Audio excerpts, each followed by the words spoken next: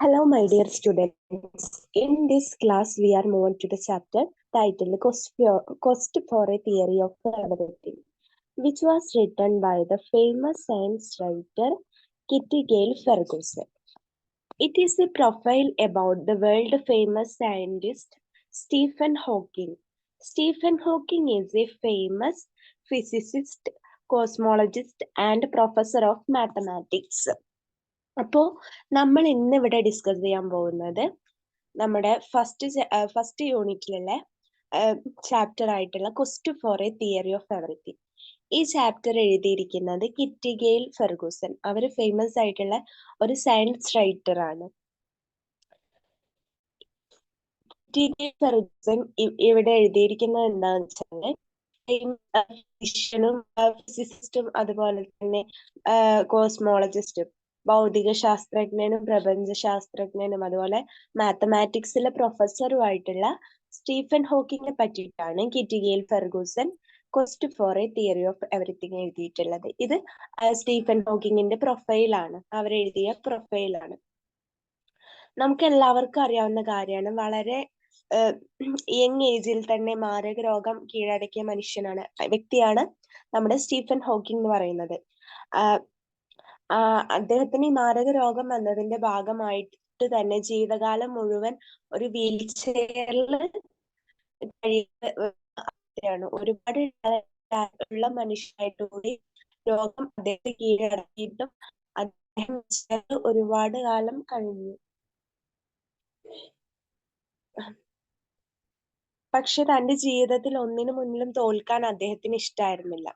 അതുകൊണ്ട് തന്നെ തന്റെ ഫിസിക്കൽ ഇൽനെസിന്റെ, അതായത് ശാരീരികമായി തനിക്ക് ഒരുപാട് പ്രശ്നങ്ങൾ ഉണ്ടെങ്കിലും അതിനെയെല്ലാം മെന്റൽ വിൽ പവർ കൊണ്ട് തരണം ചെയ്ത് വേൾഡ് ഫേമസ് ആയ സയന്റിസ്റ്റ് ആയിരുന്നു നമ്മുടെ സ്റ്റീഫൻ ഹോക്കിംഗ്. അദ്ദേഹത്തെ പറ്റിയിട്ട് നമ്മുടെ കിറ്റി ഗെയിൽ ഫെർഗൂസൺ എഴുതിയിട്ടുള്ള പ്രൊഫൈലാണ് quest for a theory of everything. അതുപോലെ Stephen Hawking became a source of many persons inspiration.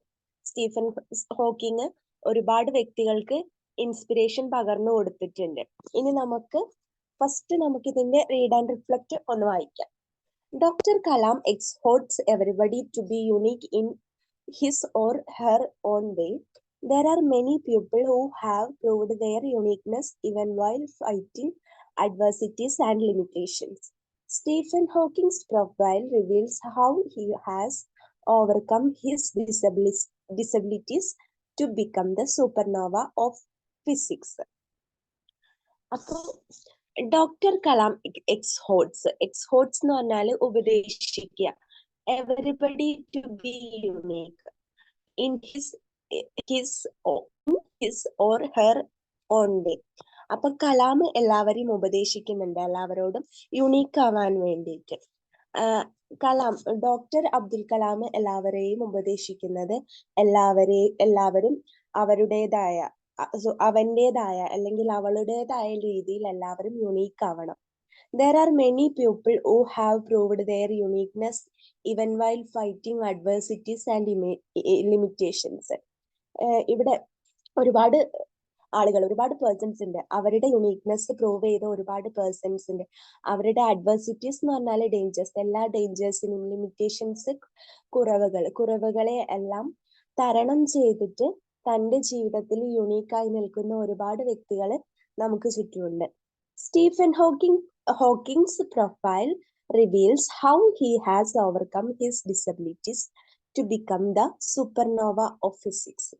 അപ്പോൾ സ്റ്റീഫൻ ഹോക്കിങ്ങിന്റെ പ്രൊഫൈല് റിവീൽ ചെയ്യുന്നത്, തുറന്നു കാണിക്കുന്നത് എന്താന്ന് വെച്ചാൽ എങ്ങനെയാണ് അദ്ദേഹത്തിന്റെ ഡിസബിലിറ്റീസിനെ, വൈകല്യങ്ങളെ ഓവർകം ചെയ്തിട്ട് ഫിസിക്സിന്റെ സൂപ്പർനോവ ആയിത്തീർന്നത്. എങ്ങനെയാണ് ഈ പ്രൊഫൈല് നമുക്ക് മുന്നിൽ തുറന്നു കാണിക്കുന്നത് എന്താന്ന് വെച്ചാൽ എങ്ങനെയാണ് തന്റെ ഡിസബിലിറ്റീസ് എല്ലാം മറികടന്ന് Stephen Hawking supernova of physics ആയി തീർന്നത് എന്നാണ് കാണിക്കുന്നത്. അപ്പൊ നമുക്ക് ഇനി അടുത്തതായിട്ട് നോക്കാനുള്ളത് കിറ്റി ഗെയിൽ ഫെർഗൂസന്റെ ചെറിയ ഒരു പ്രൊഫൈലാണ്. അത് നമ്മുടെ ടെക്സ്റ്റിൽ ലാസ്റ്റ് കൊടുത്തിട്ടുണ്ട്. നമുക്ക് ഡീറ്റെയിൽ ആയിട്ടുള്ളത് ക്വസ്റ്റ്യൻ ആൻസർ ഡിസ്കസ് ചെയ്യുമ്പോൾ നോക്കാം. അപ്പൊ നമുക്ക് ടെക്സ്റ്റിൽ കൊടുത്തിരിക്കുന്ന ജസ്റ്റ് ഒന്ന് വായിക്കാം. Kitty Gale Ferguson. About the author. Kitty Gale Ferguson is a science writer. Kitty Gale Ferguson ഒരു സയൻസ് റൈറ്റർ ആണ്, ലെക്ചറർ ആണ്, അതുപോലെ തന്നെ ഒരു ഫോർമർ പ്രൊഫഷണൽ മ്യൂസീഷ്യൻ ആണ്. ആദ്യകാലത്ത് ഉണ്ടായിരുന്ന ഒരു പ്രൊഫഷണൽ ആയിട്ടുള്ള മ്യൂസീഷ്യൻ കൂടിയാണ് അവര്. She has authored numerous science books. അവര് ഒരുപാട് നമ്പർ ഓഫ് സയൻസ് ബുക്ക് എഴുതിയിട്ടുണ്ട്, including books on biographical facts. അവരെഴുതിയ ബുക്കിൽ ബയോഗ്രഫിക്കൽ ഫാക്ട്സിനെ പറ്റിയിട്ടുള്ള ബുക്കും ഉൾപ്പെട്ടിട്ടുണ്ട്. Ferguson's works are recognized for their degree of detail and accuracy. അതുപോലെ അവരുടെ വർക്ക് ഫേമസ് ആയിട്ടുള്ളത് എന്തിന്റെ പേരിൽ? അവരുടെ ഡിഗ്രി ഓഫ് ഡീറ്റെയിലിങ്ങും ആക്യുറസിയും കൊണ്ടാണ് അവരുടെ വർക്ക് ഫേമസ് ആയിട്ടുള്ളത്. She is known for her ability to explain very complicated scientific concept. അതുപോലെ കിറ്റി ഗെയിൽ ഫെർഗൂസൺ ഫേമസ് ആയിട്ടുള്ളത് അവരുടെ വളരെ കോംപ്ലിക്കേറ്റഡ് ആയിട്ടുള്ള സയന്റിഫിക് കോൺസെപ്റ്റിനെ ഡിഫൈൻ ചെയ്യാനുള്ള എബിലിറ്റി, അവരുടെ എബിലിറ്റി കൊണ്ടാണ് അവര് വേൾഡ് ഫേമസ് ആയിട്ട് തീർന്നിട്ടുള്ളത്. അപ്പൊ അവരൊരു സയൻസ് റൈറ്റർ ആണ്, ലെക്ചറർ ആണ്, ഫോർമർ പ്രൊഫഷണൽ മ്യൂസീഷ്യൻ ആണ്. അവര് ന്യൂമറസ് സയൻസ് ബുക്സ് എഴുതിയിട്ടുണ്ട്. പിന്നെ അവര് she is known for her ability to explain very complicated scientific concept. വളരെ കോംപ്ലിക്കേറ്റഡ് ആയിട്ടുള്ള സയന്റിഫിക് കോൺസെപ്റ്റ് ഡിഫൈൻ ചെയ്യുന്നതിൽ അല്ലെങ്കിൽ എക്സ്പ്ലെയിൻ ചെയ്യുന്നതിലുള്ള എബിലിറ്റി കൊണ്ടാണ് അവര് ഫേമസ് ആയി തീർന്നിട്ടുള്ളത്. ഇത്രയാണ് കിറ്റി ഗെയിൽ ഫെർഗൂസനെ പറ്റിയിട്ട് നമുക്ക് നോക്കാനുള്ളത്. ഇനി നമുക്ക് ചാപ്റ്ററിലോട്ട് പോവാം.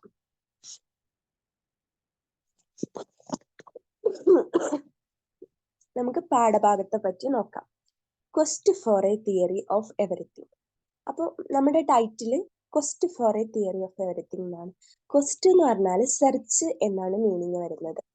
അപ്പോൾ എല്ലാത്തിനും വേണ്ടിയുള്ള ഒരു തിയറിക്ക് വേണ്ടിയുള്ള അന്വേഷണം, അതായത് എല്ലാ കാര്യത്തിനും വേണ്ടി ഒറ്റ തിയറി വേണം, അതിനു വേണ്ടിയുള്ള അന്വേഷണം എന്നാണ് ഈ ടൈറ്റിലിന്റെ മീനിങ്. Kitty Gail Ferguson. അപ്പൊ നോർമലി പ്രൊഫൈൽ സ്റ്റാർട്ട് ചെയ്യുമ്പോൾ ഏത് വ്യക്തിയെ കുറിച്ചാണോ ആ പ്രൊഫൈലിൽ പറയുന്നത് ആ വ്യക്തിയുടെ ബർത്ത്, ചൈൽഡ്ഹുഡ് മുതലുള്ള കാര്യങ്ങളൊക്കെ കുറിച്ചിട്ടാണ് നോർമലി നമ്മൾ ഒരു പ്രൊഫൈൽ സ്റ്റാർട്ട് ചെയ്യാറ്. പക്ഷേ ഇവിടെ സ്റ്റീഫൻ ഹോക്കിങ്ങിന്റെ ചൈൽഡ്ഹുഡിനെ കുറിച്ച് പറഞ്ഞിട്ടല്ല നമ്മുടെ പ്രൊഫൈല് സ്റ്റാർട്ട് ചെയ്യുന്നത്. അത് അദ്ദേഹത്തിന് ഒരു 38 വയസ്സുള്ള ടൈമിലെ കാര്യം പറഞ്ഞുകൊണ്ടാണ് ഈ പ്രൊഫൈൽ സ്റ്റാർട്ട് ചെയ്യുന്നത്. പിന്നീടാണ് അദ്ദേഹത്തിന്റെ ജനനം, ചൈൽഡ്ഹുഡും എല്ലാം ഡിസ്ക്രൈബ് ചെയ്യുന്നത്. അപ്പോൾ കോക്രോഫ്റ്റ് ലെക്ചർ റൂമിൽ അദ്ദേഹത്തിന് 38 വയസ്സുള്ള ടൈമിൽ നടത്തിയ ഒരു ലെക്ചറിനെ കുറിച്ചിട്ട് പറഞ്ഞാണ് നമ്മുടെ ഈ പ്രൊഫൈൽ സ്റ്റാർട്ട് ചെയ്യുന്നത്. എവിടെ വെച്ചിട്ടാ? കോക്രോഫ്റ്റ് ലെക്ചർ റൂമിൽ വെച്ചിട്ട്. ഫെർഗൂസൺ ഈ പ്രൊഫൈൽ സ്റ്റാർട്ട് ചെയ്യുന്നത് ഇങ്ങനെ ഈ കോക്രോഫ്റ്റ് ലെക്ചർ റൂമിൽ അദ്ദേഹം ഒരു ലെക്ചർ ഡെലിവർ ചെയ്യാൻ നിൽക്കുന്ന ആ ടൈമിനെ കുറിച്ച് പറഞ്ഞിട്ടാ. അപ്പൊ അദ്ദേഹത്തിന്റെ പ്രായം 38 വയസ്സാണ്. So let's move on to the profile. In the Cockcroft lecture room on April 29, 1980, scientists and university dignitaries gathered in steep tiers of seats. അപ്പോൾ കോക്രോഫ്റ്റ് ലെക്ചർ റൂം എന്ന് പറഞ്ഞാൽ കാംബ്രിഡ്ജ് യൂണിവേഴ്സിറ്റിയിലെ ഒരു ലെക്ചർ ഹാളാണ് കോക്രോഫ്റ്റ് ലെക്ചർ റൂം. അതായത് നമ്മുടെ Cambridge യൂണിവേഴ്സിറ്റിയിലെ, ലണ്ടനിലെ Cambridge യൂണിവേഴ്സിറ്റിയിലെ ഒരു ഫേമസ് ആയിട്ടുള്ള ലെക്ചർ ഹാളാണ് കോക്രോഫ്റ്റ് ലെക്ചർ റൂം. പിന്നെ യൂണിവേഴ്സിറ്റി ഡിഗ്നിറ്ററീസ് എന്ന് പറഞ്ഞാൽ ഇമ്പോർട്ടൻറ്റ് മെമ്പേഴ്സ് ഫ്രം യൂണിവേഴ്സിറ്റി. അതുപോലെ സ്റ്റീപ്പ് ടൈസ് ഓഫ് സീറ്റ്സ്, കുത്തനെയുള്ള നിരനിരയായിട്ടുള്ള സീറ്റ്, അതാണ് സ്റ്റീപ്പ് ടയേഴ്സ് ഓഫ് സീറ്റ്സ്. അതായത് നമ്മുടെ തിയേറ്ററിലൊക്കെ ഉള്ള ടൈപ്പ്, അത് കുത്തനെ നിരനിരയായിട്ടുള്ള സീറ്റ്സ് ആണല്ലോ അത്. പിന്നെ ടു സ്റ്റോറി വാൾ എന്ന് പറഞ്ഞിട്ടുണ്ടെങ്കിൽ രണ്ട് നിലയുള്ള ചുമര്. അപ്പോൾ 1980 ഏപ്രിൽ 29 കോക്രോഫ്റ്റ് ലെക്ചർ റൂമിൽ ശാസ്ത്രജ്ഞരും സയന്റിസ്റ്റേഴ്സും അതുപോലെ യൂണിവേഴ്സിറ്റി ഡിഗ്നിറ്ററീസും ഒത്തുകൂടിയിട്ടുണ്ട്. അവരെല്ലാം സ്റ്റീപ്പ് ടയേഴ്സ് ആയിട്ടുള്ള, അതായത് കുത്തനെയുള്ള നിരനിരയായിട്ടുള്ള സീറ്റ്സിലാണ് ഇരിക്കുന്നത്. അവർ ഇരിക്കുന്നത് വാളിലെ ചോക്ക് ബോർഡിനും അതുപോലെ തന്നെ സ്ലൈഡ് സ്ക്രീനിനെയും ഫേസ് ചെയ്താണ്. അതായത് 1980 ഏപ്രിൽ 29 കോക്രോഫ്റ്റ് ലെക്ചർ റൂമിലെ യൂണിവേഴ്സിറ്റി ഡിഗ്നിറ്ററീസും അതുപോലെ തന്നെ സയന്റിസ്റ്റേഴ്സും ഗ്യാതേർഡ് ഒത്തുകൂടിയിട്ടുണ്ട്. അവര് സ്റ്റീപ്പ് ടയേഴ്സ് ആയിട്ടുള്ള സീറ്റിൽ ഇരിക്കുകയാണ്. അവരിയ്ക്കുന്നത് എങ്ങനെയാന്ന് വെച്ചാൽ ചോക്ക് ബോർഡിനെയും അതുപോലെ തന്നെ സ്ലൈഡ് സ്ക്രീനിനെയും അഭിമുഖീകരിച്ചുകൊണ്ട് ഫേസ് ചെയ്തുകൊണ്ടാണ് ഇരിക്കുന്നത്. The occasion was the inaugural lecture by a new location professor of mathematics, the 38-year-old mathematician and physicist Stephen Hawking. The occasion means സന്ദർഭം, was the inaugural lecture. Inaugural lecture എന്ന് പറഞ്ഞാൽ ഒരു ഉദ്ഘാടന class ആണ്. അപ്പോൾ the occasion was the inaugural lecture. ഈ സന്ദർഭം എന്ന് പറയുന്നത് ഒരു ഉദ്ഘാടന ക്ലാസ് ആണ്. ആ ക്ലാസ് എടുക്കുന്നത് new location professor. Location professor എന്ന് പറഞ്ഞിട്ടുണ്ടെങ്കിൽ കാംബ്രിഡ്ജ് യൂണിവേഴ്സിറ്റിയിലെ ഒരു ഹൈ പൊസിഷൻ ആണ്. പ്രൊഫസേഴ്സിന് കൊടുക്കുന്ന ഒരു ഹൈ പൊസിഷൻ ആണ് ലൊക്കേഷൻ പ്രൊഫസർ കാംബ്രിഡ്ജ് യൂണിവേഴ്സിറ്റിയിൽ. അപ്പോൾ ഒരു ലൊക്കേഷൻ പ്രൊഫസർ, മാത്തമാറ്റിക്സിലെ ലൊക്കേഷൻ പ്രൊഫസറും 38-year-old mathematician and physicist Stephen Hawking. അപ്പോൾ ഈ സന്ദർഭം എന്ന് പറയുന്നത് ഒരു ഇനാഗുറൽ ലെക്ചർ, ഒരു ഉദ്ഘാടന ക്ലാസ് ആണ്. അത് എടുക്കുന്നത് മാത്തമാറ്റീഷ്യനും ഫിസിസിസ്റ്റും ആയിട്ടുള്ള സ്റ്റീഫൻ ഹോക്കിംഗ് ആണ്. The title of the lecture was A question. അപ്പോൾ ഇവിടെ സ്റ്റീഫൻ ഹോക്കിംഗ് ക്ലാസ് എടുക്കുന്ന കോക്രോഫ്റ്റ് ലെക്ചർ റൂമില് ഒരു ലെക്ചർ ഡെലിവർ ചെയ്യുവാണ്. അപ്പൊ ആ ലെക്ചറിനെ പറ്റി പറഞ്ഞാണ് നമ്മുടെ പ്രൊഫൈൽ സ്റ്റാർട്ട് ചെയ്യുന്നത്. അപ്പോൾ ആ ടൈറ്റിൽ, നമ്മുടെ ഈ ലെക്ചറിന്റെ ടൈറ്റിൽ തലക്കെട്ട് ഒരു ക്വസ്റ്റ്യൻ ആണ്. Is the end in sight for theoretical physics. ആ ക്വസ്റ്റ്യൻ ഇതാണ്, is the end in sight for theoretical physics. അതായത് ഇവിടെ ആ ലെക്ചറിന്റെ ടൈറ്റിൽ ഒരു ക്വസ്റ്റ്യൻ ആണ്. ആ ക്വസ്റ്റ്യൻ ഇതാണ്, ഇത് നമ്മളിപ്പോൾ നിലനിൽക്കുന്ന കാലം തിയററ്റിക്കൽ ഫിസിക്സിന്റെ എൻഡാണോ എന്നാണ് ആ ക്വസ്റ്റ്യൻ. ആ ക്വസ്റ്റ്യൻ വെച്ചിട്ടാണ് നമ്മുടെ സ്റ്റീഫൻ ഹോക്കിംഗ് ഈ ലെക്ചർ സ്റ്റാർട്ട് ചെയ്യുന്നത്. അപ്പോൾ theoretical physics. Hawking startled his listeners by announcing that he thought it was. അപ്പോൾ ഹോക്കിംഗ് സ്റ്റാർട്ടിൽഡ് മീൻസ് എന്താ, അത്ഭുതപ്പെടുത്തി അല്ലെങ്കിൽ അമ്പരപ്പെടുത്തി. അപ്പോൾ ഹോക്കിംഗ് അദ്ദേഹത്തിന്റെ ഓഡിയൻസിനെ അമ്പരപ്പെടുത്തി. അദ്ദേഹം ഈ ലെക്ചറിന്റെ ടൈറ്റിൽ എന്ന് പറഞ്ഞിട്ടുണ്ടെങ്കിൽ എന്താ, തിയററ്റിക്കൽ ഫിസിക്സിന്റെ എൻഡായോ എന്നാണ്. അപ്പൊ അദ്ദേഹത്തിന്റെ ഓഡിയൻസിനെ അമ്പരപ്പിക്കുകയാണ്. അതെ, ഇത് തിയററ്റിക്കൽ ഫിസിക്സിന്റെ എൻഡാണ് എന്ന് അദ്ദേഹം പറയുമ്പോൾ അദ്ദേഹത്തിന്റെ ഓഡിയൻസ് എല്ലാം പെട്ടെന്ന് സ്റ്റാർട്ടിൽഡ് ആവും, അമ്പരക്കും. പിന്നെ നെക്സ്റ്റ് സെന്റൻസ് നോക്കാം. He invited them to join him in a sensational escape through time and space to find the holy grail of science. He invited them. Stephen Hawking ക്ഷണിക്കുന്നു അവരെ, അതായത് അദ്ദേഹത്തിന്റെ ഓഡിയൻസിനെ ക്ഷണിക്കുന്നു. To join him a sensational escape. അദ്ദേഹത്തിന്റെ കൂടെ ഒരു exciting ജേണിക്ക് വേണ്ടിയിട്ട് അദ്ദേഹത്തിന്റെ ഓഡിയൻസിനെ ക്ഷണിക്കുന്നു. ആ ജേണി എങ്ങനെയാന്ന് വെച്ചിട്ടുണ്ടെങ്കിൽ ടൈമിലൂടെയും സ്പേസിലൂടെയും, സമയത്തിലൂടെയും സ്പേസിലൂടെയുള്ള ഒരു ജേണിയാണ്.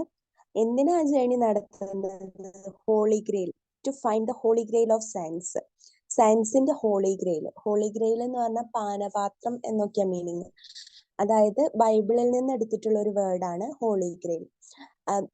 ജീസസ് ക്രൈസ്റ്റ് മരിക്കുന്നതിന്റെ തലേ ദിവസം രാത്രി ലാസ്റ്റ് സപ്പർ എന്നൊക്കെ പറയില്ലേ, അന്ത്യ-അത്താഴം, അന്ന് അദ്ദേഹം ഭക്ഷണം കഴിക്കാൻ ഉപയോഗിച്ച പാത്രത്തെയാണ് ഇവിടെ ഹോളി ഗ്രെയിൽ എന്ന് പറയുന്നത്. അപ്പോൾ ഇവിടെ ഹോക്കിങ് തന്റെ ഓഡിയൻസിനെ, സ്റ്റീഫൻ ഹോക്കിങ് തന്റെ ഓഡിയൻസിനെ ഒരു എക്സൈറ്റിംഗ് ജേണിക്ക് വേണ്ടിയിട്ട് ക്ഷണിക്കുകയാണ്. ആ ജേണി ടൈമിലൂടെയും സ്പേസിലൂടെയാണ് പോകുന്നത്. എന്തിനാ അദ്ദേഹം ആ ജേണി നടത്തുന്നത് എന്ന് വെച്ചാൽ സയൻസിന്റെ ഹോളി ഗ്രെയിൽ കണ്ടുപിടിക്കാൻ വേണ്ടിയിട്ട്, അതായത് ഹോളി ഗ്രെയിൽ ഓഫ് സയൻസ് കണ്ടുപിടിക്കാൻ വേണ്ടിയിട്ടുള്ള ജേണിയിലേക്ക് അദ്ദേഹം തന്റെ ഓഡിയൻസിനെ ക്ഷണിക്കുന്നു. The theory that explains the universe and everything that happens in it.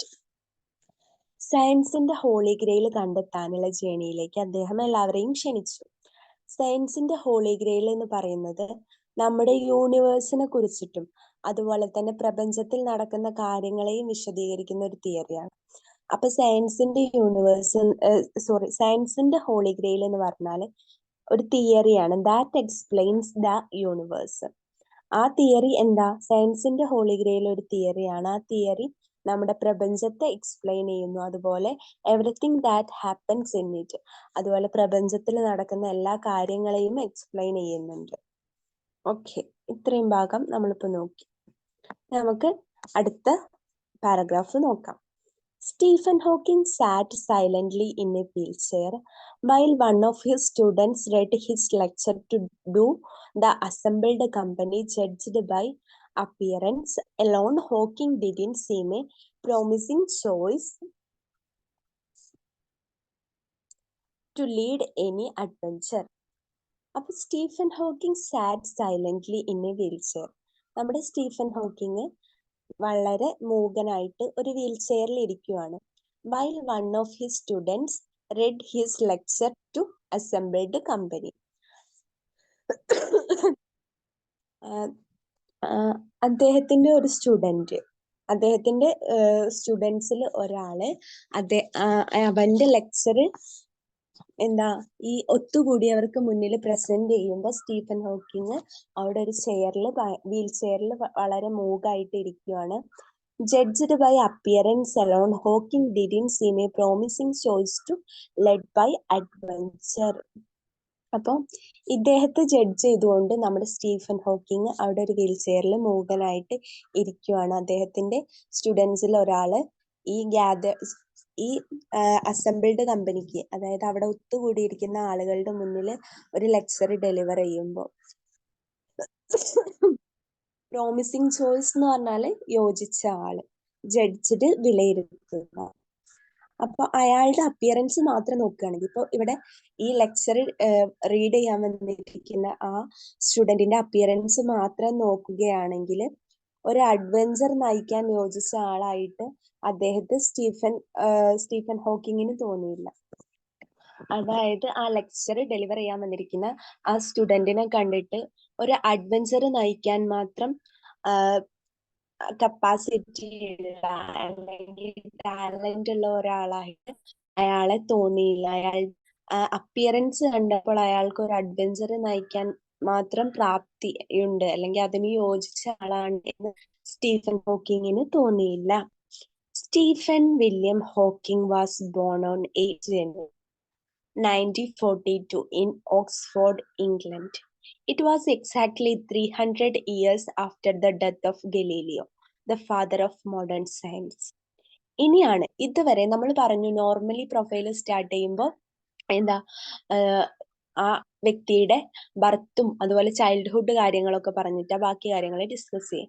പക്ഷെ ഇവിടെ എന്ന് പറഞ്ഞാൽ കോക്രോഫ്റ്റ് ലെക്ചർ റൂമിൽ 38 വയസ്സിൽ അദ്ദേഹം ഒരു ലെക്ചർ ഡെലിവർ ചെയ്യാൻ നിൽക്കുന്നിടത്തു നിന്നാണ് നമ്മുടെ ഈ പ്രൊഫൈൽ സ്റ്റാർട്ട് ചെയ്തത്. അതിനുശേഷം ഇവിടം തൊട്ടിട്ടാണ്, ഇപ്പൊ നമ്മൾ വായിച്ച ഇവിടം തൊട്ടിട്ടാണ് അദ്ദേഹം ജനിച്ച കാര്യങ്ങളൊക്കെ പറയുന്നത്.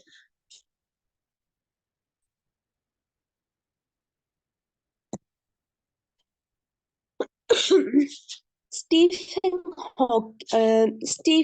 William Hawking was born in January 1942 in Oxford, England. 1942 ജനുവരി 7 ഇംഗ്ലണ്ടിലെ ഓക്സ്ഫോർഡിലാണ് സ്റ്റീഫൻ ഹോക്കിംഗ് ജനിക്കുന്നത്. It was exactly 300 years after the death of Galileo, the father of modern science. അദ്ദേഹം ചെയ്യുന്നത് മോഡേൺ സയൻസിന്റെ പിതാവായ ഗലീലിയോയുടെ മരണത്തിന് കറക്റ്റ് 300 വർഷങ്ങൾക്ക് ശേഷമാണ്. അതായത് മോഡേൺ സയൻസിന്റെ പിതാവായിട്ടുള്ള ഗലീലിയോയുടെ മരണത്തിന് 300 വർഷം, കറക്റ്റ് 300 വർഷം പിന്നിടുന്ന ആ ഇയർ ആണ് നമ്മുടെ സ്റ്റീഫൻ ഹോക്കിംഗ് ജനിച്ചിട്ടുള്ളത്. ഇതൊരു കോയിൻസിഡൻസ് ആയിട്ട് നമുക്ക് കണക്കാക്കാം. കാരണം അത്രയും ഗ്രേറ്റ് ആയിട്ടുള്ള ഒരാളുടെ മരണം കഴിഞ്ഞിട്ട് 300ാമത്തെ വർഷം ആ എക്സാക്ട് ടൈമിലാണ് നമ്മുടെ സ്റ്റീഫൻ ഹോക്കിംഗ് ജനിക്കുന്നത്. Frank and Isabel Hawking, Stephen's parents were not wealthy. അതുപോലെ ഫ്രാങ്കും ഇസബൽ ഹോക്കിങ്ങും ആണ് സ്റ്റീഫൻ ഹോക്കിങ്ങിന്റെ പാരന്റ്സ്. അവര് ആർ നോട്ട് വെൽത്തി, അവരത്ര പണക്കാരൊന്നും ആയിരുന്നില്ല. But they believed in the value of education. പക്ഷെ അവർ വിദ്യാഭ്യാസത്തിന്റെ വാല്യൂല് വിശ്വസിച്ചിരുന്നു. വിദ്യാഭ്യാസത്തിന്റെ മൂല്യത്തിന് പ്രാധാന്യം കൊടുത്തിരുന്ന ഫാമിലി ആയിരുന്നു. So they planned for Stephen to go to Westminster, a famous public. വിദ്യാഭ്യാസത്തിന് സ്റ്റീഫനെ വെസ്റ്റ്മിനിസ്റ്ററിൽ ആക്കാൻ വേണ്ടിയിട്ട്, അല്ലെങ്കിൽ വെസ്റ്റ്മിനിസ്റ്റർ എന്ന് പറഞ്ഞാല് ലണ്ടനിലെ ഒരു ഫേമസ് ആയിട്ടുള്ള പബ്ലിക് സ്കൂളില് കൊണ്ട് ആക്കാന് പ്ലാൻ ചെയ്തു. So they planned for Stephen to go to Westminster, a famous public school in the heart of London. ലണ്ടന്റെ മധ്യഭാഗത്തുള്ള ഒരു ഫേമസ് ആയിട്ടുള്ള പബ്ലിക് സ്കൂളാണ് വെസ്റ്റ്മിനിസ്റ്റർ. അവിടെ സ്റ്റീഫനെ അഡ്മിഷൻ എടുക്കാൻ അല്ലെങ്കിൽ ചേർക്കാൻ വേണ്ടിയിട്ട് അവന്റെ പാരന്റ്സ് തീരുമാനിച്ചു.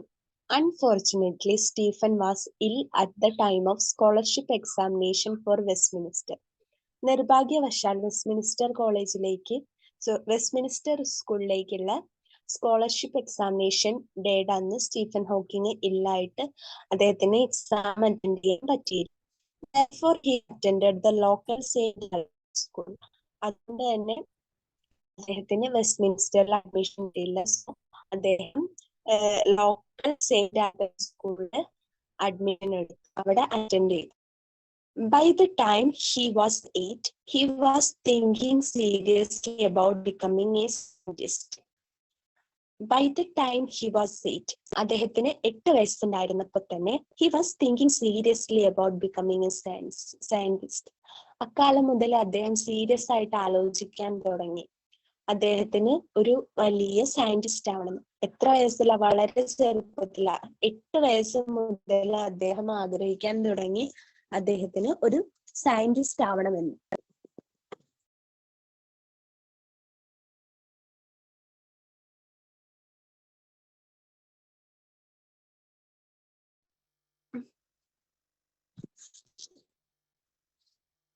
Frank Hawking encouraged his son to follow him to medicine. പക്ഷെ ഫ്രാങ്ക് ഹോക്കിംഗ് ഉണ്ടല്ലോ, സ്റ്റീഫൻ ഹോക്കിങ്ങിന്റെ അച്ഛൻ എൻകറേജ്ഡ്, അതായത് അവന് പ്രചോദനം നൽകിയത് മെഡിസിന് ചേരാൻ വേണ്ടിയിട്ടായിരുന്നു. ടു ഫോളോ ഹിം ടു മെഡിസിന് ഫോളോ ചെയ്യണമെന്നായിരുന്നു ഫ്രാങ്ക് ഹോക്കിങ്ങിന്. തന്റെ മകൻ മെഡിസിൻ ഫോളോ ചെയ്യണമെന്നായിരുന്നു അച്ഛനായ ഫ്രാങ്ക് ഹോക്കിങ്ങിന് താല്പര്യം. But Stephen found biology too imprecise. പക്ഷെ സ്റ്റീഫൻ ബയോളജിയെ കണക്കാക്കിയത് കൃത്യതയില്ലാത്തൊരു സബ്ജക്റ്റ് ആയിട്ടാണ്. കാരണം ഒന്നിനും ഒരു വ്യക്തതയില്ല, കൃത്യതയില്ല എന്നൊക്കെ അദ്ദേഹം ബയോളജിയെ പറ്റിയിട്ട് വിചാരിച്ചു. He wanted a subject in which he could look for exact answers and get to the root of things. അപ്പൊ അദ്ദേഹത്തിന് വേണ്ട സബ്ജക്റ്റ് എന്ന് പറഞ്ഞിട്ടുണ്ടെങ്കിൽ തനിക്ക് ശരിയായ ഉത്തരം നൽകുകയും തനിക്ക് കാര്യങ്ങളുടെ റൂട്ടിലേക്ക് എത്തിച്ചേരാനും പറ്റുന്ന അല്ലെങ്കിൽ സഹായിക്കുന്ന ഒരു സബ്ജക്റ്റ് ആണ് സ്റ്റീഫൻ ആഗ്രഹിച്ചത്. അപ്പോ 8 വയസ്സ് മുതൽ അദ്ദേഹത്തിന് ഒരു സയന്റിസ്റ്റ് ആവണം എന്നായിരുന്നു ആഗ്രഹം.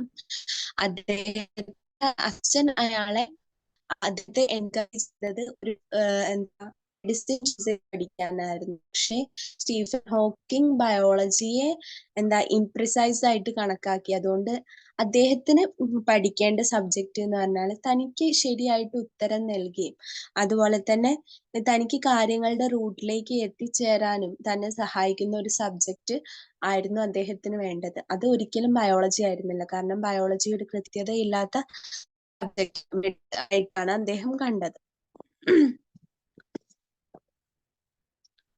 Young Stephen was no prodigy. പഠിക്കുന്ന കാലത്ത് അല്ലെങ്കിൽ കുട്ടിയായിരുന്ന ടൈമിൽ Stephen was no prodigy. Prodigy എന്ന് പറഞ്ഞാൽ genius. Young Stephen was no prodigy. കുട്ടിക്കാലത്ത് സ്റ്റീഫൻ അത്ര ജീനിയസ് ഒന്നും അല്ലായിരുന്നു. He was just an ordinary English school boy. അദ്ദേഹം ഒരു സാധാരണ ഇംഗ്ലീഷ് സ്കൂൾ ബോയ് ആയിരുന്നു. ഇംഗ്ലീഷ് സ്കൂളിൽ പഠിക്കുന്ന ഒരു കുട്ടിയായിരുന്നു. Slow in learning to read. വളരെ വൈകിട്ടാണ് വായിക്കാനും എല്ലാം പഠിച്ചത്. ഒരുപാട് ടൈം എടുത്തിട്ടാണ് വായിക്കാൻ പഠിച്ചത്. His hand writing the despair of his teachers. അവന്റെ ഹാൻഡ് റൈറ്റിംഗ് വളരെ മോശമായിരുന്നു. അതുകൊണ്ട് തന്നെ അത് അവന്റെ ടീച്ചേഴ്സിൽ ഒരുപാട് നിരാശ ഉണ്ടാക്കിയിരുന്നു. He was ranked no more than halfway up in his class. He ranked no more than halfway up in his class. തന്റെ ക്ലാസ്സിൽ ഒരിക്കലും തന്റെ ക്ലാസ്സിലെ റാങ്ക് പബ്ലിഷ് ചെയ്യുമ്പോൾ ഒരിക്കലും അതിന്റെ ഹാഫിൽ പോലും പകുതി റാങ്കിൽ പോലും വരാൻ അദ്ദേഹത്തിന് കഴിഞ്ഞിരുന്നില്ല.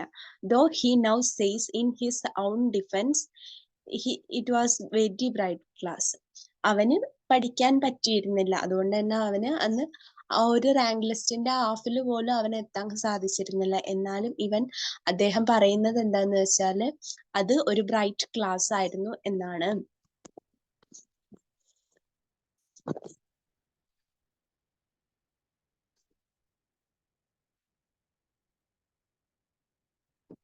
At 14, Stephen knew that he would pursue mathematics and physics.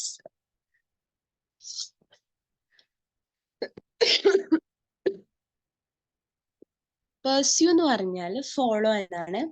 അതുപോലെ at 14, 14 വയസ്സുള്ളപ്പോൾ സ്റ്റീഫൻ മനസ്സിലാക്കി he would pursue mathematics and physics.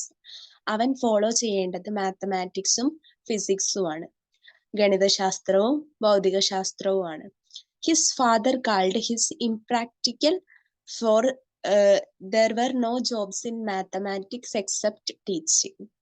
അപ്പോൾ അച്ഛൻ അവന്റെ ഈ തീരുമാനത്തെ ഇംപ്രാക്ടിക്കൽ ആണെന്ന് പറഞ്ഞു. കാരണം there were no jobs in mathematics.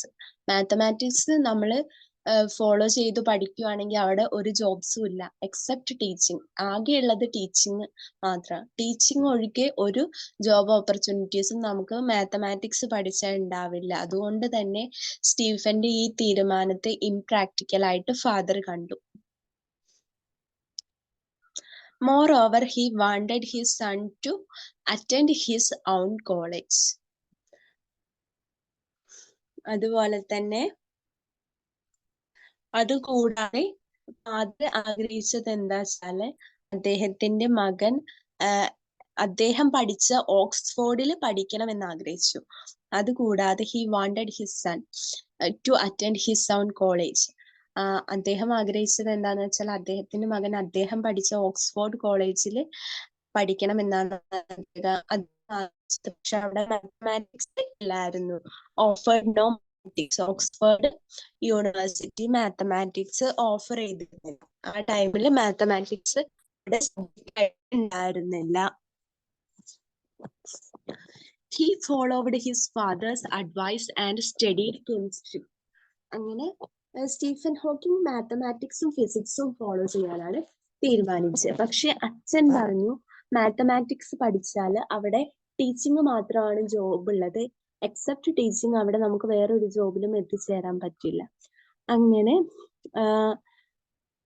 Stephen Hawking അച്ഛന്റെ വാക്ക് കേട്ടിട്ട് അല്ലെങ്കിൽ അച്ഛന്റെ വിഷനെ ഫോളോ ചെയ്തിട്ട് അദ്ദേഹം കെമിസ്ട്രി പഠിച്ചു. Chemistry, physics and only a little mathematics. അങ്ങനെ ഒരല്പം അദ്ദേഹം പഠിച്ചത്. In preparation to Oxford, Oxford യൂണിവേഴ്സിറ്റിക്കുള്ള എൻട്രൻസ് എക്സാമിന് വേണ്ടി മാത്രമാണ് ആ കുറച്ച് മാത്സ് പഠിച്ചത്. അപ്പൊ അച്ഛൻ്റെ അഡ്വൈസ് ഫോളോ ചെയ്തിട്ട് അദ്ദേഹം കെമിസ്ട്രിയും ഫിസിക്സും പിന്നെ കുറച്ച് മാത്സും പഠിച്ചു ഓക്സ്ഫോർഡ് യൂണിവേഴ്സിറ്റിയിലെ എൻട്രൻസ് എക്സാം അറ്റൻഡ് ചെയ്യാൻ വേണ്ടിയിട്ട്. He did well in physics and the interview was brilliantly accepted. അങ്ങനെ അദ്ദേഹം ഫിസിക്സിൽ അദ്ദേഹം കഴിവ് തെളിയിച്ചു. അങ്ങനെ ഇന്റർവ്യൂവിൽ അദ്ദേഹം നല്ല പെർഫോമൻസ് കാഴ്ചവെച്ചിട്ട് അദ്ദേഹത്തെ ബ്രില്യൻ്റ്ലി അക്സെപ്റ്റഡ്, വളരെ ബ്രില്യൻ്റ് ആയിട്ട് തന്നെ അദ്ദേഹത്തെ ആ ഇന്റർവ്യൂവിൽ അക്സെപ്റ്റ് ചെയ്തു. ആ ഇന്റർവ്യൂവിൽ അദ്ദേഹം അക്സെപ്റ്റബിൾ ആയിട്ട് തീർന്നു.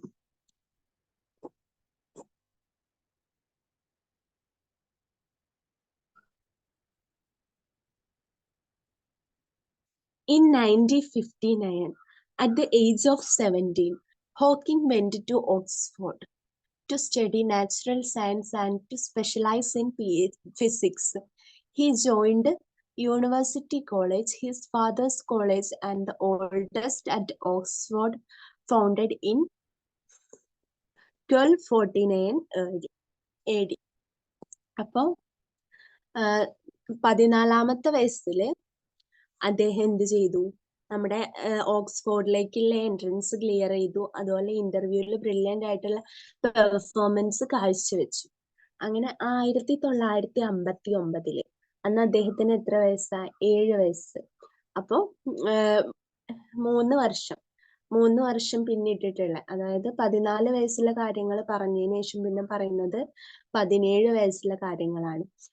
അപ്പോൾ at the age of 17, Hawking went to Oxford to study natural science and specialize in physics. അപ്പോൾ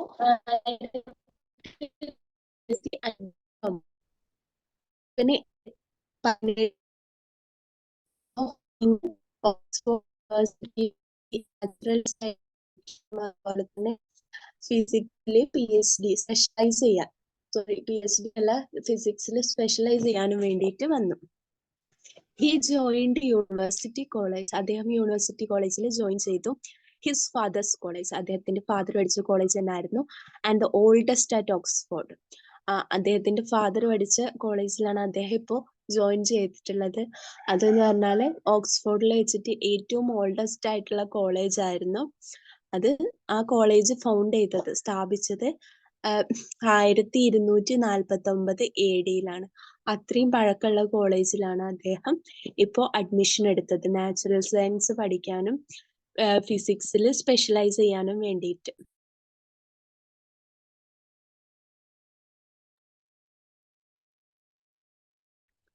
Nevertheless, for about a year and a half, Hawking lonely and bored. He was not inspired to relieve his boredom by exerting himself academically, but halfway through his second year, he began enjoying Oxford. Nevertheless, എന്നിരുന്നാലും, for about a year and a half, അതായത് 1.5 വർഷത്തോളം, Hawking was lonely and board. എന്നിരുന്നാലും അങ്ങനെ അദ്ദേഹം ഓക്സ്ഫോർഡിൽ admission എടുത്തല്ല, ഓക്സ്ഫോർഡിലെ ഒരു old കോളേജിൽ admission എടുത്തു. അപ്പോൾ അദ്ദേഹത്തിന് ഏതാണ്ട് 1.5 വർഷം ആയപ്പോഴത്തേക്കും ആകെ ബോറും ഏകാന്തതയും മടുപ്പും മുഷിപ്പും ഒക്കെ തോന്നി തുടങ്ങി. He was not inspired to relieve his boredom by exerting himself academically. Academically hard work ചെയ്ത് അവന്റെ ബോർഡം, മുഷിപ്പ് മറികടക്കാൻ അവന് യാതൊരു ഇൻസ്പിറേഷനും ഉണ്ടായില്ല. കാരണം അക്കാദമിക്കൽ വർക്ക് ചെയ്ത് ഫുള്ളി അക്കാദമിക്സിൽ ഇൻവോൾവ്ഡ് ആയിട്ട് ആ മുഷിപ്പിനെയും ആ ലോൺലിനെസ്സിനെയും മാറ്റാൻ സ്റ്റീഫൻ റെഡി ആയിരുന്നില്ല. അങ്ങനെ ചെയ്യണമെന്ന് അദ്ദേഹത്തിന് ഒരു ഇൻസ്പിറേഷനും ഇല്ലായിരുന്നു. But half way through his second year he began enjoying Oxford. അങ്ങനെ ഹാഫ് ഡേ ആയപ്പോ പകുതി സെക്കൻഡ് ഇയറിന്റെ പകുതി ആയപ്പോ ഓക്സ്ഫോർഡിലെ ഫസ്റ്റ് 1.5 വർഷം എന്ന് പറഞ്ഞാൽ അദ്ദേഹത്തിന് ഭയങ്കര ലോൺലിനെസ്സും ബോർഡും ഒക്കെ ആയിരുന്നു. അങ്ങനെ അക്കാദമിക്കലി പാർട്ടിസിപ്പേറ്റ് ചെയ്തിട്ട് ആ ബോർഡം മറികടക്കണം എന്ന് അദ്ദേഹത്തിന് ഒരു ഇൻസ്പിറേഷനും ഉണ്ടായില്ല. അങ്ങനെ ഒരു സെക്കൻഡ് ഇയറിന്റെ പകുതി ആയപ്പോഴത്തേക്കും ഹി ബിഗാൻ എൻജോയിങ് ഓക്സ്ഫോർഡ്. അദ്ദേഹം ഓക്സ്ഫോർഡിൽ എൻജോയ്മെന്റ് കണ്ടെത്താൻ തുടങ്ങി. He became popular and well accepted. അദ്ദേഹം വളരെ ജനകീയനും അതുപോലെ തന്നെ എല്ലാവരും അക്സെപ്റ്റ് ചെയ്യുന്ന അല്ലെങ്കിൽ എല്ലാവർക്കും സ്വീകാര്യനുമായിട്ട് തീർന്നു. എമംഗ് ഹിസ് പിയേഴ്സ് എന്ന് പറഞ്ഞാല് സമപ്രായക്കാര്. അപ്പൊ അദ്ദേഹത്തിന്റെ സമപ്രായക്കാർക്കിടയിൽ ജനകീയനും സ്വീകാര്യനുമായിട്ട് തീർന്നു. They remember him as lively, buoyant and adaptable.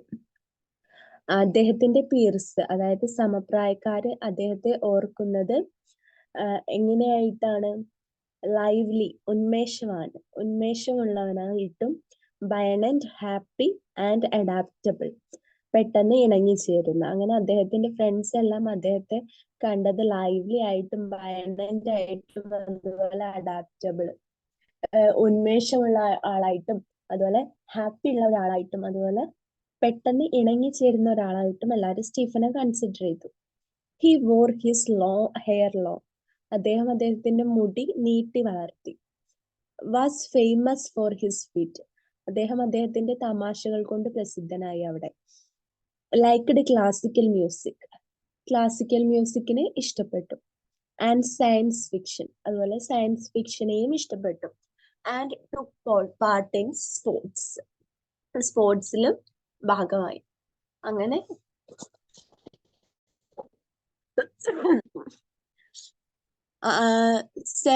17 വയസ്സൊക്കെ ആയപ്പോൾ അദ്ദേഹം ഓക്സ്ഫോർഡ് യൂണിവേഴ്സിറ്റിയിൽ അഡ്മിഷൻ എടുത്തു. അദ്ദേഹത്തിന്റെ അച്ഛൻ പഠിച്ച ആ ഓൾഡ് കോളേജിലാണ് അദ്ദേഹം അഡ്മിഷൻ എടുത്തത്. ഫസ്റ്റ് 1.5 വർഷം എന്ന് പറഞ്ഞാൽ അദ്ദേഹം ഭയങ്കര ലോൺലിനെസ്സും ബോർഡും എല്ലാം ആയിരുന്നു. അങ്ങനെ സെക്കൻഡ് ഇയറിലെ പകുതി എത്തിയപ്പോഴത്തേക്കും അദ്ദേഹം കോളേജ് എൻജോയ് ചെയ്യാൻ തുടങ്ങി.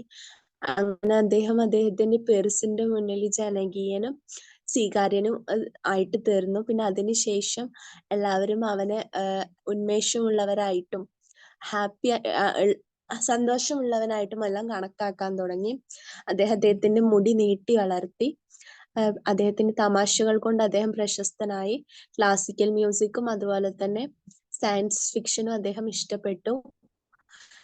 പിന്നെ സ്പോർട്സിലും പാർട്ടുണ്ട്.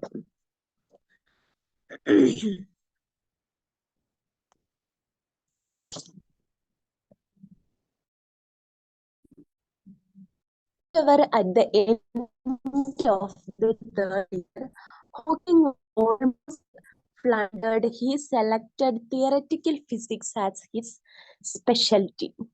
However, at the end of the third year, എന്നിരുന്നാലും തേർഡ് ഇയറിന്റെ അവസാനമായപ്പോഴത്തേക്ക് ഹോക്കിംഗ് ഓൾമോസ്റ്റ് ഫ്ലണ്ടേർഡ്. എന്താ, ആകെ ഒരുപാട് സ്ട്രഗിൾ ചെയ്തു. അദ്ദേഹത്തിന് കോളേജ് ഒക്കെ ഇഷ്ടമായി തുടങ്ങി. ഫസ്റ്റ് ഒക്കെ ബോർഡായിരുന്നു. പിന്നെ ലേറ്റർ സെക്കൻഡ് ഇയറിന്റെ ഹാഫ് എത്തിയപ്പോൾ അദ്ദേഹത്തിന് കോളേജ് ഇഷ്ടമായി. പക്ഷേ എന്നിരുന്നാലും തേർഡ് ഇയർ ലാസ്റ്റ് ആയപ്പോൾ അദ്ദേഹം വീണ്ടും ഒരുപാട് സ്ട്രഗിൾ ചെയ്യാൻ തുടങ്ങി. He selected theoretical physics as his speciality. അദ്ദേഹം തിയററ്റിക്കൽ ഫിസിക്സിനെ സ്പെഷ്യലൈസ് ചെയ്യാൻ വേണ്ടിയിട്ട് അദ്ദേഹം തീരുമാനിച്ചു. He had then applied to do PhD at Cambridge. അതിനുശേഷം തിയററ്റിക്കൽ ഫിസിക്സിൽ സ്പെഷ്യലൈസ് ചെയ്യാൻ തീരുമാനിച്ചു. പിന്നെ കാംബ്രിഡ്ജിൽ PhDക്ക് വേണ്ടിയിട്ട് അപ്ലൈ ചെയ്തു. And was accepted on condition that he got a first from Oxford. അദ്ദേഹം PhD ചെയ്യാൻ അപ്ലൈ ചെയ്തു.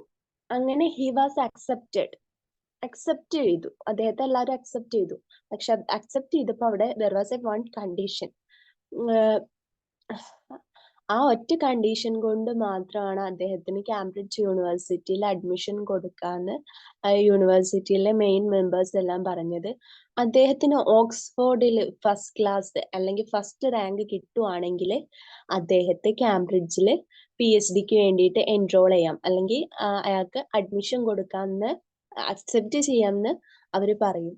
അതിന്റെ ഭാഗമായിട്ടൊക്കെയാണ് അദ്ദേഹം പിന്നെ കാംബ്രിഡ്ജിൽ ഇവിടെ ജോയിൻ ചെയ്തു എന്ന് പറഞ്ഞത്. കാംബ്രിഡ്ജിൽ PhDക്ക് എൻറോൾ ചെയ്തു. അപ്പോൾ അവർ പറഞ്ഞു ഓക്സ്ഫോർഡിൽ ഫസ്റ്റ് കിട്ടുവാണെങ്കിൽ ഞങ്ങള് കാംബ്രിഡ്ജിൽ അക്സെപ്റ്റ് ചെയ്യാമെന്ന് പറഞ്ഞു.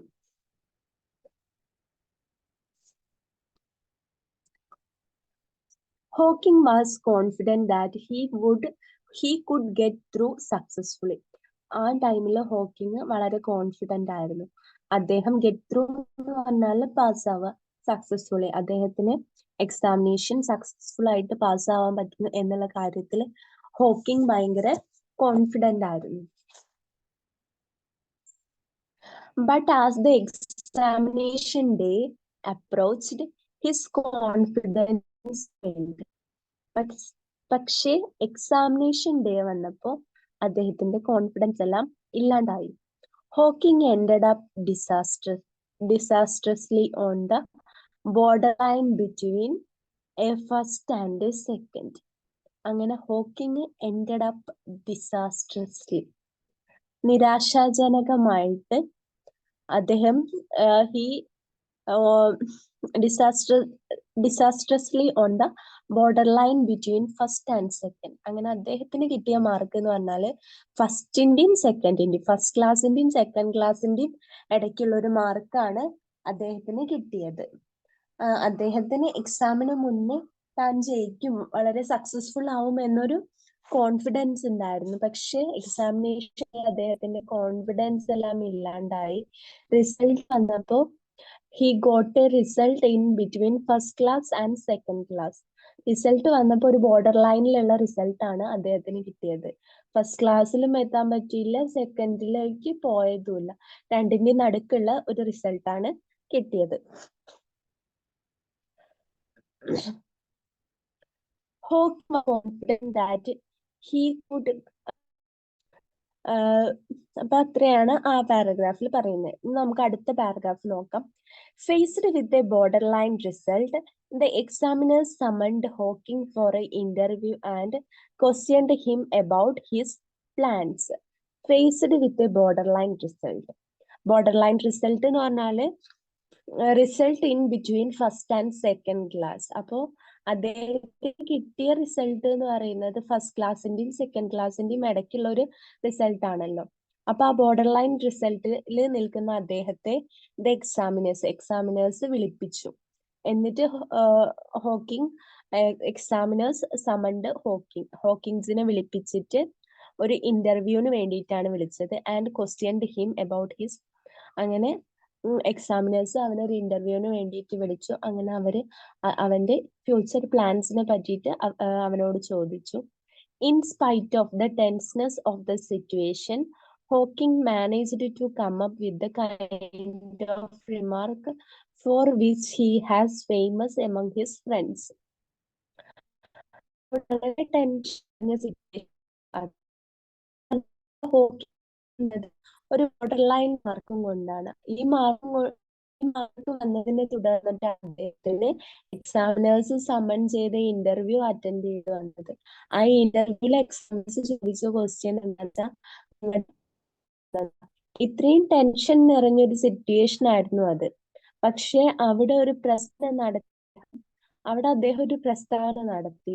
അങ്ങനെ പ്രസ്താവന നടത്തിയതിനാൽ അദ്ദേഹം ആ ചെയ്തു മറികടന്നു. എന്നിട്ട് അദ്ദേഹത്തിന്റെ ആ പ്രസ്താവന പിന്നീട് ആ കോളേജിലും തന്റെ ഫ്രണ്ട്സിന്റെ ഇടയിലും എല്ലാം പ്രസിദ്ധമായിട്ട് മാറി.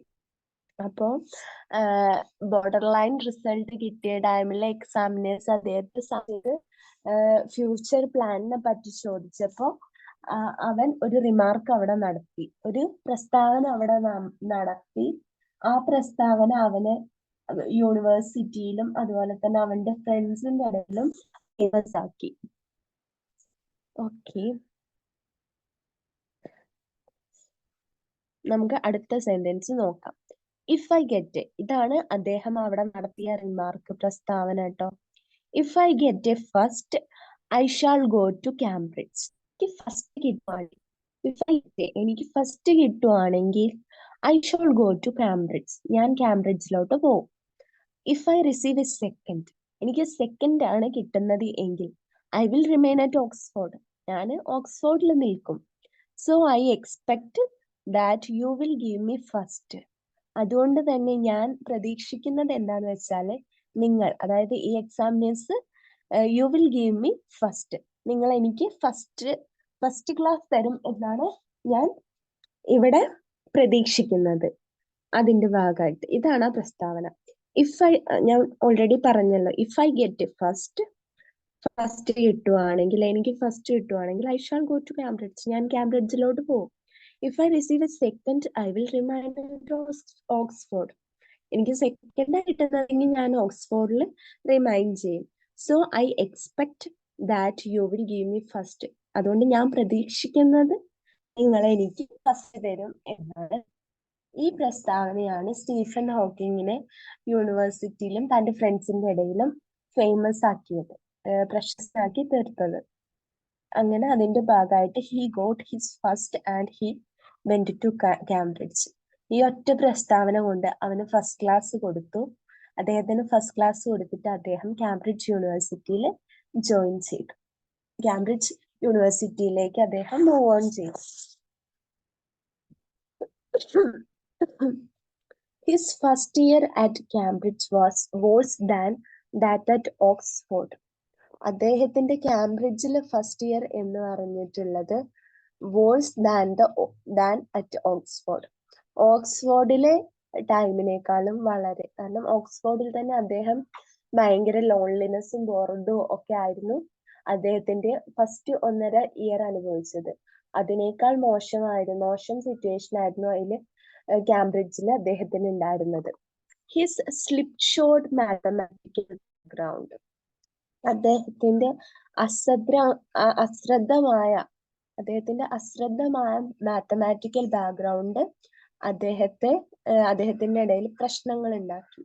അദ്ദേഹത്തിന് ഒരു അശ്രദ്ധമായ മാത്തമാറ്റിക്കൽ ബാക്ക്ഗ്രൗണ്ട്, കാരണം വളരെ ഡീപ്പായിട്ട് മാത്സില് നല്ലൊരു ബാക്ക്ഗ്രൗണ്ട് ഉള്ള ആളല്ല അദ്ദേഹം. അതുകൊണ്ട് തന്നെ അദ്ദേഹത്തിന്റെ ആ സ്ലിപ്പ് ഷോർഡ് ആയിട്ടുള്ള മാത്തമാറ്റിക്കൽ ബാക്ക്ഗ്രൗണ്ട് കാംബ്രിഡ്ജ് യൂണിവേഴ്സിറ്റിയിൽ ഉണ്ടാക്കിയിട്ടുണ്ട്. And he found general relativity extremely tough. അങ്ങനെ അദ്ദേഹം he found general relativity എന്ന് പറഞ്ഞിട്ടൊരു സബ്ജക്ട് അദ്ദേഹത്തിന് കാംബ്രിഡ്ജിൽ പഠിക്കാനുണ്ടായിരുന്നു. ആ സബ്ജക്ട് വളരെ ടഫാണെന്ന് അദ്ദേഹത്തിന് ആ സബ്ജക്ട് വളരെ ടഫായിരുന്നു. അനദർ ഡിസാസ്ട്രസ് പ്രോബ്ലം, പെട്ടെന്ന് വേറൊരു നിരാശാജനകമായ പ്രോബ്ലം ഉയർന്നു വന്നു.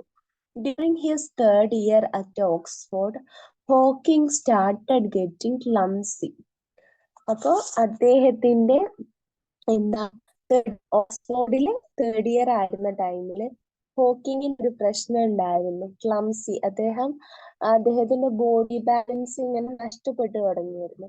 അദ്ദേഹം ഇപ്പൊ കാംബ്രിഡ്ജില് PhD ആയിട്ട് എൻറോൾ ചെയ്തിരിക്കുകയാണ്. അപ്പൊ അവിടെ അദ്ദേഹത്തിന് ജനറൽ റിലേറ്റിവിറ്റി എന്ന് പറഞ്ഞ സബ്ജക്റ്റ് ഒക്കെ പഠിക്കാൻ ഭയങ്കര ടഫാണ്. അദ്ദേഹത്തിന് സ്ലിപ്പ് ഷോർഡ് ആയിട്ടുള്ള മാത്തമാറ്റിക്കൽ ബാക്ക്ഗ്രൗണ്ട് ആയിട്ട് ഒരുപാട് പ്രശ്നങ്ങൾ ഉണ്ടാക്കുന്നുണ്ട്. അപ്പൊ പറയുകയാണ്, ഓക്സ്ഫോർഡിലെ ഫൈനൽ ഇയർ തന്നെ അദ്ദേഹത്തിന് ഒരു ക്ലംസി ആയിട്ട്, അതായത് അദ്ദേഹത്തിന്റെ ബോഡി ബാലൻസ് ഒക്കെ ഇങ്ങനെ നഷ്ടപ്പെട്ടു തുടങ്ങിയിരുന്നു. അപ്പൊ അദ്ദേഹം ക്ലംസി ആയിരുന്നു. He had fallen one or twice, no apparent reason. അദ്ദേഹം രോഗം ബാധിച്ചിട്ടുണ്ട്. അപ്പോൾ ഇനി പ്രകടമായ കാരണങ്ങളൊന്നുമില്ലാതെ അദ്ദേഹം 2-3 തവണ വീണിട്ടുണ്ട്. അപ്പാരന്റ് എന്ന് പറഞ്ഞാല് പ്രകടമായ കാരണം അദ്ദേഹം 2-3 തവണ വീണിട്ടുണ്ട്. ഓട്ടം സീസൺ, അതായത് Cambridge, he had trouble tying his shoes. അപ്പോൾ കാംബ്രിഡ്ജിലെ അടുത്ത ശിശിരകാലമായപ്പോഴത്തേക്കും അദ്ദേഹത്തിന്റെ ഷൂ കെട്ടുന്നതിൽ വരെ ഭയങ്കര ബുദ്ധിമുട്ട് തോന്നി തുടങ്ങി. And sometimes he had difficulty talking. അതുപോലെ സംസാരിക്കുന്നതിലും അദ്ദേഹത്തിന് ബുദ്ധിമുട്ടുകൾ നേരിടേണ്ടി വന്നു. അപ്പോ അദ്ദേഹം ഓക്സ്ഫോർഡിൽ അദ്ദേഹം നഷ്ടപ്പെട്ടു. അതിന്റെ ഒരു ക്ലാസ് ഇരിക്കുമായിരുന്നു. കാംബ്രിഡ്ജ് എത്തിയ ശേഷം തന്നെ 2 തവണ അദ്ദേഹം വീണിട്ടുണ്ട്, അപ്പാരന്റ് ആയിട്ടുള്ള ഒരു റീസണും ഇല്ലാതെ. അങ്ങനെ കാംബ്രിഡ്ജ് ചെയ്ത അടുത്ത ശിശുകാലത്ത് അദ്ദേഹത്തിന്റെ ഷൂസ് ടൈ ചെയ്യുന്നതിലും അതുപോലെ ടോക്കിങ്ങിലും ഭയങ്കര ഡിഫറൻസ്, ട്രബിൾസ് നേരിടാൻ തുടങ്ങി. നമുക്ക് പേരും കൂടെ എടുത്തിട്ട് ഈ ക്ലാസ് ഒന്നുകൂടി നമ്മൾ ഇതുവരെ എടുത്ത എല്ലാ കാര്യങ്ങളും ഒന്ന് റിവൈൻഡ് ചെയ്തിട്ട് നിർത്താം. അടുത്ത ക്ലാസ്സിൽ നമ്മൾ ഇതിന്റെ ബാക്കി summary നോക്കുന്നതായിരിക്കും. Shortly after his 21st birthday in 1963, അദ്ദേഹത്തിന്റെ 21st 1963 ആയിരുന്നു അദ്ദേഹത്തിന്റെ 23ാമത്തെ ബർത്ത്ഡേ. അത് കഴിഞ്ഞ് കുറച്ച് കഴിഞ്ഞപ്പോൾ Hawking contracted a rare disease. Contracted means രോഗം പിടിപെടുക, എ റെയർ ഡിസീസ്. അങ്ങനെ ഹോക്കിങ്ങിന് ഒരു റെയർ ഡിസീസ് പിടിപെട്ടു.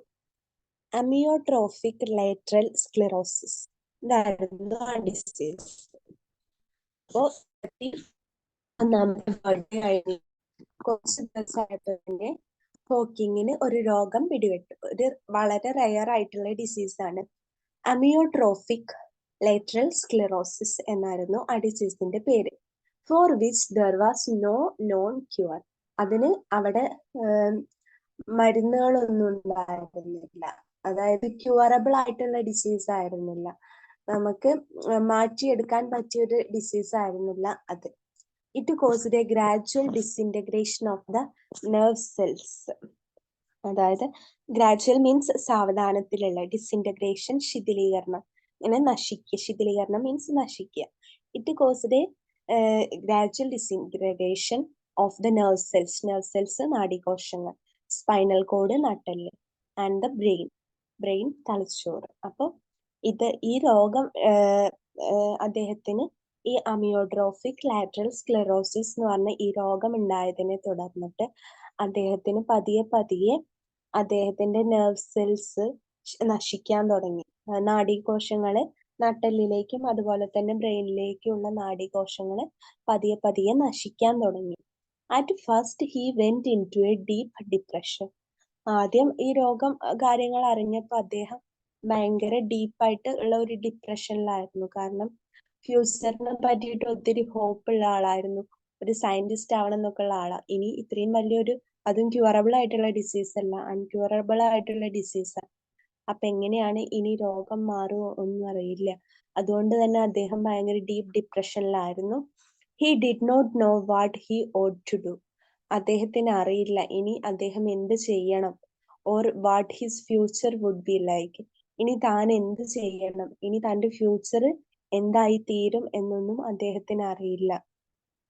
അപ്പോ ആ ടൈമില് ഇങ്ങനെ ഈ അമിയോട്രോഫിക് ലേറ്ററൽ സ്ക്ലെറോസിസ് ഉണ്ടായ ടൈമില് അദ്ദേഹം പറഞ്ഞ കാര്യങ്ങൾ ഇവിടെ നമ്മുടെ കിറ്റി ഗെയിൽ ഫെർഗൂസൺ കോട്ട് ചെയ്യാണ്. അതാണ് ആ കോട്ടിൽ കൊടുത്തിട്ടുള്ളത്. My dreams at that time were rather confused. ആ സമയത്ത് എന്റെ സ്വപ്നങ്ങള് ഒരുപാട് ആശയക്കുഴപ്പങ്ങൾ നിറഞ്ഞതായിരുന്നു. ഇത് സ്റ്റീഫൻ ഹോക്കിങ്സിന്റെ വേർഡ്സ് ആണ്. അത് നമ്മുടെ കിറ്റി ഗെയിൽ ഫെർഗൂസൺ ഇവിടെ കോട്ട് ചെയ്യുവാണ്. My dreams at that time were rather confused. എന്റെ സ്വപ്നങ്ങൾ ആ ടൈമിൽ ഒരുപാട് കൺഫ്യൂസിങ് ആയിരുന്നു, അതായത് ആശയക്കുഴപ്പങ്ങൾ ഉള്ളതായിരുന്നു. അത് ഞാൻ അഡ്മിറ്റ് ചെയ്യുന്നു. He admitted. അത് അദ്ദേഹം അഡ്മിറ്റ് ചെയ്യുന്നുണ്ട്. Before my condition was diagnosed. എന്റെ കണ്ടീഷൻ ഈ രോഗം എനിക്ക് ഡയഗ്നോസ് ആയത് മുതൽ I had been very board with life. ഈ before my condition was diagnosed, I had been very bored with life. ഈ രോഗം ഉണ്ടാവുന്നതിന് മുമ്പ് തന്നെ ഞാൻ ഒരുപാട് മടുപ്പ്, മുഷിപ്പ് ഉണ്ടായിട്ടുണ്ട് എനിക്ക് ലൈഫിൽ. There did not seem to be anything worth doing. അതിനുശേഷം ഞാൻ ഒന്നും വർത്തായിട്ട് അല്ലെങ്കിൽ വേണ്ട വിധത്തിൽ ഒന്നും തന്നെ ചെയ്യുന്നതായിട്ട് എനിക്ക് തോന്നിയിട്ടില്ല. But shortly after I came ഹോസ്പിറ്റലിൽ നിന്ന് തിരിച്ചു വന്നതിന് ശേഷം I dreamed that I was going to be executed. ഞാൻ മരിക്കുവാണ് എന്ന് എനിക്ക് തോന്നി. I suddenly realised that there were a lot of worthwhile things to do. അങ്ങനെ അദ്ദേഹം ഈ രോഗം വന്നപ്പോൾ ആകെ ഒരു ഡിപ്രഷനിലായിരുന്നു. അങ്ങനെ അദ്ദേഹം ആ ടൈമിൽ അദ്ദേഹത്തിന് ഉണ്ടായ ഡ്രീംസ് എല്ലാം വളരെ ആശയക്കുഴപ്പങ്ങൾ ഉള്ളതായിരുന്നു. ഈ രോഗം ഡയഗ്നോസ് ചെയ്ത ടൈമിൽ ഇനി തനിക്കൊന്നും ചെയ്യാൻ പറ്റില്ല. പിന്നെ അദ്ദേഹത്തിന് ലൈഫ് ആകെ മുഷിപ്പ് നിറഞ്ഞു, മടുത്തു തുടങ്ങി. പിന്നെ but shortly after I came out of, അങ്ങനെ ഹോസ്പിറ്റലിൽ നിന്ന് വന്നതിന് ശേഷം അദ്ദേഹത്തിന് തോന്നി അദ്ദേഹം മരിച്ചു പോകുമെന്നൊക്കെ അദ്ദേഹത്തിന് തോന്നി. പക്ഷെ പെട്ടെന്നാണ് അദ്ദേഹം തിരിച്ചറിഞ്ഞത് ദർ വെർ ലോട്ട് ഓഫ് ഒരുപാട് മഹത്തായ ചെയ്തു തീർക്കാനുണ്ട് അദ്ദേഹം പറയുന്നത്. എന്റെ രോഗം മാറുവാണെങ്കിൽ അല്ലെങ്കിൽ ഞാൻ ഓക്കെ ആയി തിരിച്ചു വരുവാണെങ്കിൽ എനിക്കിവിടെ ഒരു കാര്യം ചെയ്യും അദ്ദേഹം. അപ്പൊ ഇത്രയാണ് നമ്മൾ ഇന്നെടുക്കാൻ പോകുന്ന പാർട്ട്. ഇത് നമുക്ക് ഒരു കൂടിയാണ്. അപ്പൊ നമുക്ക് ഇന്ന് ഇത്രയും സമറി മതി. ഒരുപാടായാലും നിങ്ങൾക്കും ആകെ കൺഫ്യൂഷൻ ആവും. അപ്പൊ നമുക്ക് ജസ്റ്റ് ഒന്നുകൂടെ നോക്കാം. അപ്പോൾ നോർമലി പ്രൊഫൈൽ സ്റ്റാർട്ട് ചെയ്യുന്നത് ഒരാളുടെ ബർത്തിനെ പറ്റിയിട്ടോ അല്ലെങ്കിൽ ചൈൽഡ്ഹുഡിനോ പറ്റിയിട്ടോ ആണ്. പക്ഷെ നമ്മുടെ ഈ പർട്ടിക്കുലർ പ്രൊഫൈൽ സ്റ്റാർട്ട് ചെയ്യുന്നത് എങ്ങനെ, 38 വയസ്സിൽ കോക്രോഫ്റ്റ് ലെക്ചർ റൂം, നമ്മുടെ കാംബ്രിഡ്ജ് യൂണിവേഴ്സിറ്റിയിലെ ഫേമസ് ലെക്ചർ ഹാളിൽ വെച്ചിട്ട് സ്റ്റീഫൻ ഹോക്കിങ് ഒരു ലെക്ചർ ഡെലിവർ ചെയ്യുക. ആ ലെക്ചറിന്റെ പേരാണ് is the end in sight for theoretical physics. ആ ടൈറ്റിലില് അദ്ദേഹം ഒരു ലെക്ചർ ഡെലിവർ ചെയ്യാണ്. അവിടെ യൂണിവേഴ്സിറ്റി ഡിഗ്നിറ്ററീസും സയന്റിസ്റ്റസും എല്ലാം ഗ്യാദർ ചെയ്തിട്ടുണ്ട്. ഒരു ലൊക്കേഷൻ പ്രൊഫസർ ആണ് നമ്മുടെ സ്റ്റീഫൻ ഹോക്കിങ്. അപ്പൊ സ്റ്റീഫൻ ഹോക്കിങ് അദ്ദേഹത്തിന്റെ ഓഡിയൻസിനെ അമ്പരപ്പിക്കുന്നത് എങ്ങനെയാന്ന് വെച്ചാല് അദ്ദേഹം അനൗൺസ് ചെയ്യുന്നു, ഇത് നമ്മുടെ തിയററ്റിക്കൽ ഫിസിക്സിന്റെ എൻഡാണ് ഈ കാലം എന്ന് പറഞ്ഞിട്ട് അദ്ദേഹം അദ്ദേഹത്തിന്റെ ഓഡിയൻസിനെ അമ്പരപ്പിക്കുന്നുണ്ട്. ഹി ഇൻവൈറ്റഡ് ദം ടു, അങ്ങനെ അദ്ദേഹം അദ്ദേഹത്തിന്റെ ഓഡിയൻസിനെ ഒരു എക്സൈറ്റിംഗ് ആയിട്ടുള്ള ജേണി, ടൈമിലൂടെയും സ്പേസിലൂടെയും ഒരു എക്സൈറ്റിംഗ് ആയിട്ടുള്ള ജേണി നടത്താൻ വേണ്ടിയിട്ട് ഇൻവൈറ്റ് ചെയ്യാണ്. ആ ജേണി എന്തിനാന്ന് വെച്ചാല് സയൻസിന്റെ ഹോളി ഗ്രെയിൽ കണ്ടുപിടിക്കാണ്. സയൻസിന്റെ ഹോളി ഗ്രെയിൽ എന്ന് പറഞ്ഞാല് പ്രപഞ്ചത്തെ കുറിച്ചിട്ടും പ്രപഞ്ചത്തിലെ കാര്യങ്ങളെ കുറിച്ചിട്ടും വിശദീകരിക്കുന്ന ഒരു തിയറി ഉണ്ട്. അതാണ് നമ്മുടെ സയൻസിന്റെ ഹോളി ഗ്രെയിൽ. ആ ഹോളി ഗ്രെയിൽ കണ്ടെത്താനുള്ള ജേണിയിലേക്ക് സ്റ്റീഫൻ ഹോക്കിങ് തന്റെ ഓഡിയൻസിനെ ക്ഷണിക്കുകയാണ്. ആ ടൈമിൽ, ആ ലെക്ചർ ഡെലിവർ ചെയ്യുന്ന ടൈമിൽ സ്റ്റീഫൻ ഹോക്കിങ് സൈലന്റ് ആയിട്ട് വീൽ ചെയറിൽ ഇരിക്കും. അപ്പൊ വൺ ഓഫ് ഹിസ് സ്റ്റുഡൻസ് വന്നിട്ട് അയാളുടെ ലെക്ചർ ഡെലിവർ ചെയ്യുമായിരിക്കും. അപ്പോൾ അയാളുടെ അപ്പിയറൻസ് കണ്ടിട്ട് സ്റ്റീഫൻ ഹോക്കിങ് പറയും, അഡ്വഞ്ചറസ് ആയിട്ടുള്ള കാര്യങ്ങൾ ലീഡ് ചെയ്യാൻ മാത്രം യോജിച്ച ആള് അല്ലെങ്കിൽ പ്രാപ്തിയുള്ള ആളായിട്ട് ഈ സ്റ്റുഡന്റിനും തോന്നുന്നില്ല എന്ന് അദ്ദേഹം മനസ്സിൽ വിചാരിക്കുന്നുണ്ട്.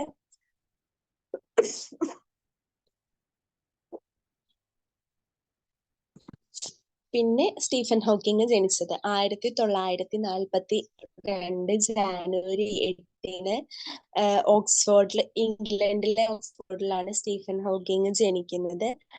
അദ്ദേഹം ജനിക്കുന്നത് മോഡേൺ സയൻസിന്റെ പിതാവായ ഗലീലിയോ മരിച്ച് കറക്റ്റ് 300ാമത്തെ വർഷമാണ് നമ്മുടെ സ്റ്റീഫൻ ഹോക്കിങ് ജനിക്കുന്നത്. അമ്മ ഇസബൽ ഹോക്കിങ്ങും അച്ഛൻ ഫ്രാങ്കുമാണ്. അവരുടെ പാരൻസ് അത്ര വെൽത്തി ഒന്നും ആയിരുന്നില്ല, പക്ഷെ they know the value, of education. എഡ്യൂക്കേഷന്റെ വാല്യൂവിൽ വിശ്വസിച്ച ആളായിരുന്നു. അതുകൊണ്ട് തന്നെ വെസ്റ്റ്മിനിസ്റ്ററിൽ സ്റ്റീഫൻ ഹോക്കിംഗ് ചേർക്കണമെന്ന് അവർ ആഗ്രഹിച്ചു. പക്ഷേ അൺഫോർച്ചുനേറ്റ്ലി ആ ടൈമിൽ ആയിട്ട് വെസ്റ്റ്മിനിസ്റ്ററിലെ സ്കോളർഷിപ്പ് എക്സാം അറ്റൻഡ് ചെയ്യാൻ പറ്റിയില്ല.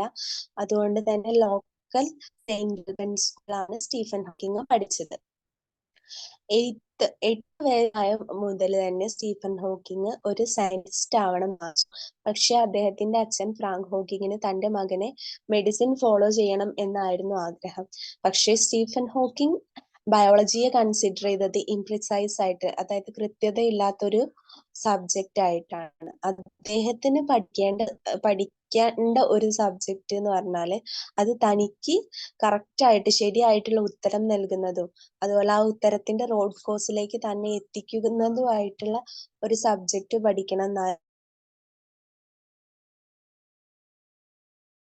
ജീനിയസ് ഒന്നല്ലായിരുന്നു, ജസ്റ്റ് ഒരു ഓർഡിനറി സ്റ്റുഡന്റ് ആയിരുന്നു. വളരെ വൈകിട്ടാണ് എഴുതാനും വായിക്കാനും ഒക്കെ പഠിച്ചത്.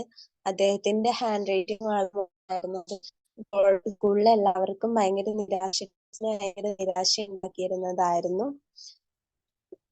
പിന്നെ അദ്ദേഹം പഠിക്കുന്ന പറഞ്ഞാൽ റാങ്ക് ലിസ്റ്റിലൊന്നും ഹാഫിൽ വന്നിട്ടില്ല. അതായത് ഒരു ക്ലാസ്സിലെ പകുതി റാങ്ക് ലിസ്റ്റ് എടുത്ത് നോക്കുകയാണെങ്കിൽ ആ പകുതിയിലൊന്നും സ്റ്റീഫൻ വന്നിരുന്നില്ല. അതിൽ താഴെയായിരുന്നു സ്റ്റീഫന് കിട്ടിയിരുന്ന മാർക്ക് എന്ന് പറഞ്ഞാല്. പിന്നെ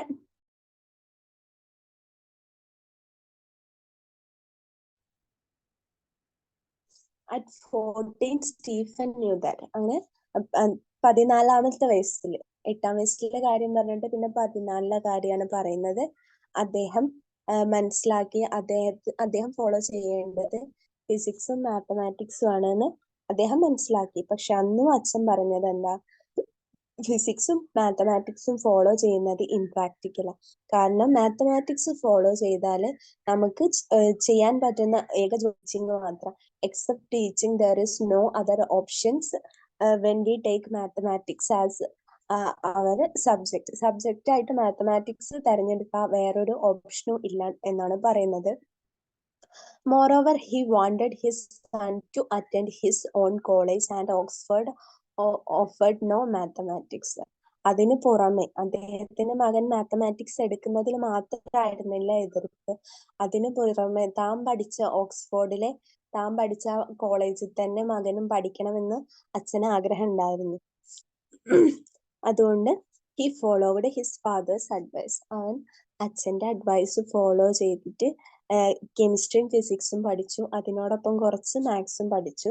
അങ്ങനെ ഓക്സ്ഫോർഡിലെ എൻട്രൻസ് എക്സാമിന് വേണ്ടിയിട്ട് അല്പം മാത്സും അദ്ദേഹം പഠിച്ചു. അങ്ങനെ ഇന്റർവ്യൂ അറ്റൻഡ് ചെയ്തു. ഫിസിക്സിൽ അദ്ദേഹം ബ്രില്യൻ്റ് ആയിട്ട് ഇന്റർവ്യൂ അറ്റൻഡ് ചെയ്തു. പിന്നെ 1959 അച്ഛൻ പഠിച്ച ഹോക്കിങ്ങിലെ ആ സ്കൂളില് അദ്ദേഹം അഡ്മിഷൻ എടുത്തിട്ട് അവിടെ എത്തി. എന്നിട്ട് അവിടെ നാച്ചുറൽ സയൻസ് പഠിച്ചു. അതുപോലെ ഫിസിക്സിൽ സ്പെഷ്യലൈസും ചെയ്തു. അങ്ങനെ യൂണിവേഴ്സിറ്റി കോളേജിൽ അദ്ദേഹം ജോയിൻ ചെയ്തു. അങ്ങനെ അദ്ദേഹത്തിന്റെ അച്ഛൻ പഠിച്ച കോളേജ് ആയിരുന്നു അത്. 1249 AD ഉണ്ടാക്കിയ ഒരു സ്ഥാപിച്ച ഒരു കോളേജ് ആയിരുന്നു. അതുകൊണ്ട് തന്നെ അത്രയും പഴക്കമുള്ള കോളേജ് ആയിരുന്നു.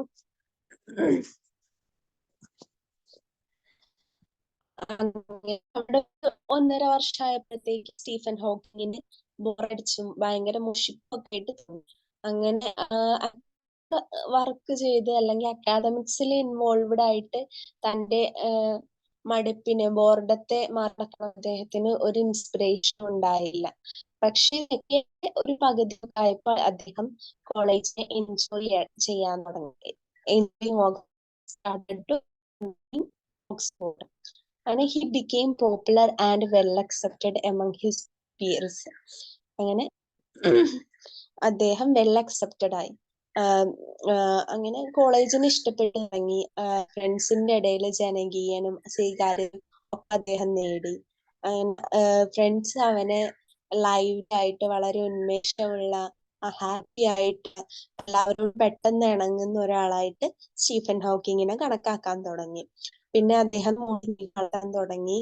പിന്നെ അദ്ദേഹം ക്ലാസിക്കൽ മ്യൂസിക്കും അതുപോലെ തന്നെ സയൻസ് ഫിക്ഷൻസും ഇഷ്ടപ്പെട്ടു തുടങ്ങി. അദ്ദേഹത്തിന്റെ വിറ്റ് കൊണ്ട് ഫേമസ് ആയി തീർന്നു. പിന്നെ സ്പോർട്സിലും പാട്ട് എടുത്തു, സ്പോർട്സിന്റെയും ഭാഗമായി.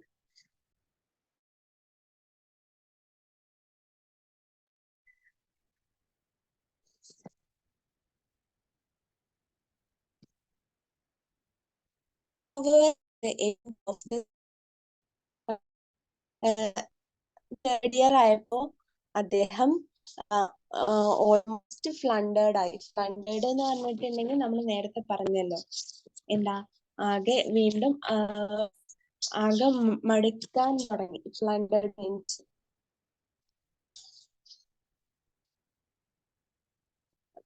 അദ്ദേഹം വീണ്ടും അവിടെ ഒരുപാട് സ്ട്രഗിൾ ചെയ്യാൻ വേണ്ടിയിട്ട് തുടങ്ങിയിട്ടുണ്ട്. പിന്നെ ഹി സെലക്റ്റഡ് തിയററ്റിക്കൽ ഫിസിക്സ്. അങ്ങനെ തിയററ്റിക്കൽ ഫിസിക്സിൽ സ്പെഷ്യലൈസ് ചെയ്യാൻ അദ്ദേഹം തീരുമാനിച്ചു. അങ്ങനെ കാംബ്രിഡ്ജിൽ PhD ചെയ്യാൻ വേണ്ടിയിട്ട് തീരുമാനിച്ചു. അപ്പൊ അവരുടെ മുന്നിൽ ഒറ്റ കണ്ടുവച്ചു, നിങ്ങൾ ഓക്സ്ഫോർഡിൽ ഫസ്റ്റ് ആയിട്ട് നിങ്ങൾക്ക് കാംബ്രിഡ്ജിൽ എന്താ ചെയ്യുമെന്ന് പറഞ്ഞു. പക്ഷെ അദ്ദേഹത്തിന് നല്ല കോൺഫിഡൻസ് ഉണ്ടായിരുന്നു എക്സാമിൽ സക്സസ് ആവുന്നു. പക്ഷെ എക്സാമിനേഷൻ ഡേ ആയപ്പോൾ അദ്ദേഹത്തിന്റെ ഹോപ്സ് എല്ലാം കോൺഫിഡൻസും എല്ലാം ഇല്ലാണ്ടായി. അങ്ങനെ അദ്ദേഹത്തിന്റെ റിസൾട്ട് വന്നപ്പോൾ അദ്ദേഹത്തിന് ഫസ്റ്റിനും സെക്കൻഡിനും ഇടയ്ക്കുള്ള ഒരു മാർക്കാണ് കിട്ടിയത്. അങ്ങനെ എക്സാമിനേഴ്സ് അദ്ദേഹത്തെ ഇന്റർവ്യൂ അറ്റൻഡ് ചെയ്യാൻ വേണ്ടിയിട്ട് വിളിച്ചു. ഓക്സ്ഫോർഡിലെ എക്സാമിനേഴ്സ് തന്നെയാട്ടോ വിളിച്ചത്. അപ്പൊ എന്നിട്ട് അദ്ദേഹത്തോട് അദ്ദേഹത്തിന്റെ ഫ്യൂച്ചർ പ്ലാൻസിനെ പറ്റി ചോദിച്ചപ്പോൾ സ്റ്റീഫൻ ഹോക്കിങ് ഒരു പ്രസ്താവന നടത്തി. ആ പ്രസ്താവന പിന്നീട് കോളേജിലും അവന്റെ ഫ്രണ്ട്സിന്റെ ഇടയിലും വളരെ ഫേമസ് ആയി. ആ പ്രസ്താവനയാണ് ഇഫ്